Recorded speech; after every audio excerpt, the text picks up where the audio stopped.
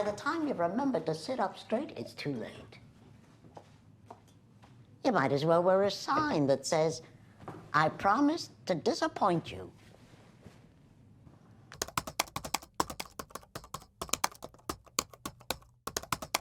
Today we're talking about world building, an essential part of all fiction writing. This is a two-part series, and in part one, Kristen went over 5 elements of world building that are must-haves for any epic fantasy, galaxy-spanning sci-fi, or page-turning novel. If you haven't watched part 1, I'll link it in the description so you can check it out, or if I can remember, I'll put it around here somewhere. But right now, we're going to talk about 5 more elements that will make your fictional world come to life. We'll start with culture, then we'll move on to history, then technology, then world/regions, and finally we'll discuss geographies, which is not boring, I swear. But if you stay tuned all the way to the end, I've got a bonus tip for you that you do not want to miss. So let's dive into it with culture. Culture is a broad term, and I want to be accurate, so I'm just going to stick the Webster's definition on the screen right here. But within the confines of a fictional story, culture refers to a people's arts, achievements, rituals, customs, languages, religions, and much more. Really, anything that makes a group of people unique is part of their culture. For example,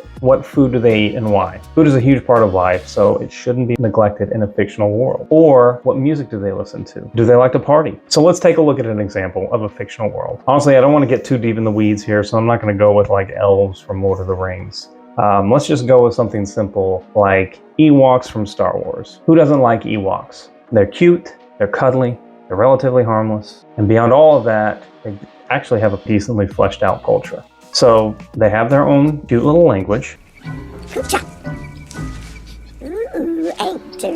They have their hierarchy, and they even have a head Ewok. I looked up his name, it's Chief Chirpa. Look at this guy, he's real cutie. They have a sense of community. They live in tree houses, which is pretty cool. And they obviously have a sense of ritual. And they clearly have a god or gods that they worship, because when they see C-3PO, they worship him as if he's some sort of a golden idol. They enjoy and they share stories. And let's not forget, they've got some great music. Yup Nub. And of course, then there's the food. Actually, what food do they eat? Oh my God, they were eating people the whole time, weren't they? Those little scamps. But last and not least, they obviously like to party. All right, let's move on to history. In part 1 of the series, Kristen talked about conflict as one of the driving forces in a political world. But to understand all of the conflicts of a story, the reader will need to know some of the fictional history of a world. Now, they don't need to know the history in depth. There's not going to be a quiz. But if you're a writer, you should have a detailed outline of your world's history. Who's feuded with who? What wars have been fought? Have there been any cataclysms like a plague or an ice age or ice zombies? And how have these global or galactic events shaped the people, politics, religions, philosophies, technology of your fictional world? And by the way, there's a whole genre dedicated to alternate histories. This is where the author creates a story centering around a what-if historical scenario. Like, what if the Carthaginians won the Punic War? Or what if President McKinley was never assassinated? These are the kinds of questions that keep us all up at night, right? I'm kidding, obviously.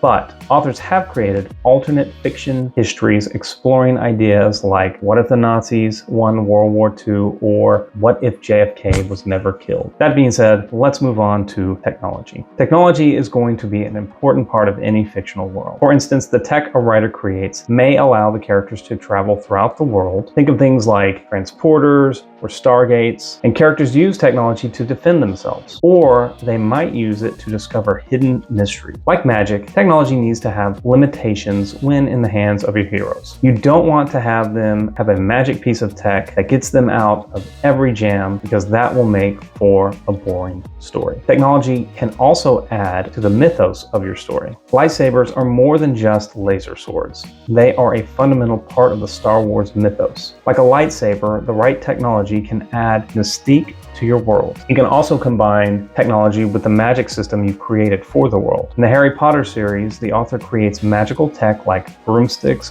portkeys, and wands. Each of these plays a special role in the plot, and this tech has clearly defined abilities and limitations. Before we move on, if you like this kind of content, don't forget to hit the like button and subscribe to our channel.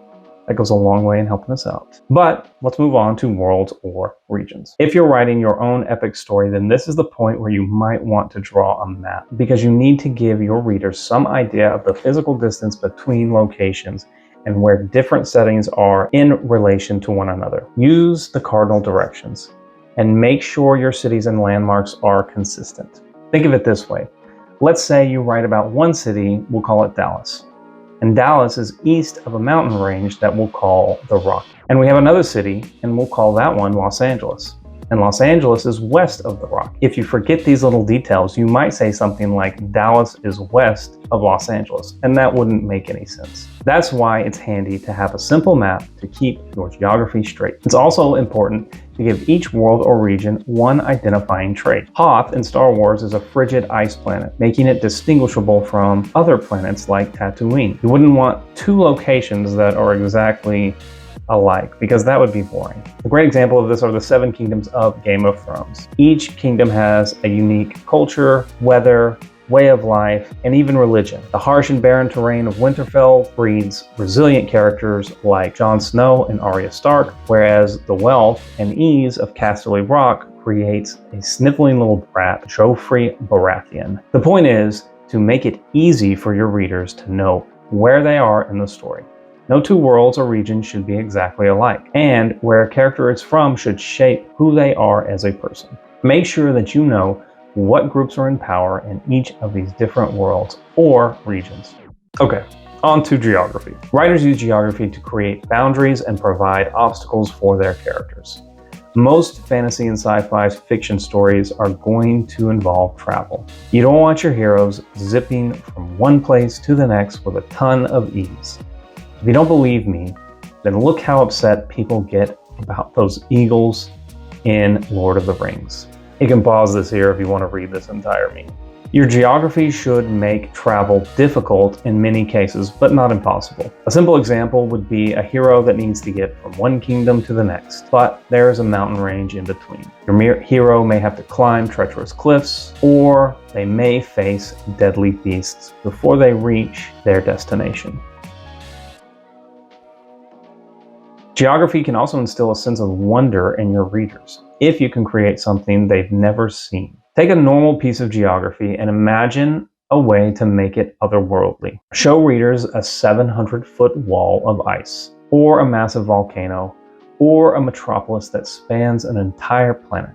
Okay, here's the bonus tip, and I'm going to start with an example. I recently finished watching the Star Wars series Andor, and there was one little bit of world building that stuck out to me and a lot of other viewers. So much so that it's become a bit of a meme, and that is Cyril's cereal. If you haven't seen the show, Cyril is a beleaguered character. He suffers a devastating failure early in the series, and he's forced to move in with his overbearing mother. At his mother's apartment, we see him eat a blue, puffy, crunchy cereal. It really captured the audience's attention because it looks exactly like the kind of cereal a lot of us ate when we were kids. Except this one exists in Star Wars. What's really brilliant about this deceptively simple piece of world building is that it grounds the story for the viewer. In this world of faster-than-light travel, galactic empires, and world-destroying superweapons, showing a character munch on a sugary cereal makes the world feel real, and on some level, we can identify with the characters. So, when it comes to world building, the devil is in the details. It's all about building a world that feels lived in, one that's inhabited not by fictional characters, but by real people who eat cereal and get yelled at by their mothers. That's all I've got for you on world building. But if you want to read more about it, I'll link an article that I wrote about world building on my blog in the comments. And if you made it this far, you might as well hit subscribe. You've watched the whole damn video. Only like 25% of people do that. So why not make it official? Hit that subscribe button. Until next time, later skaters.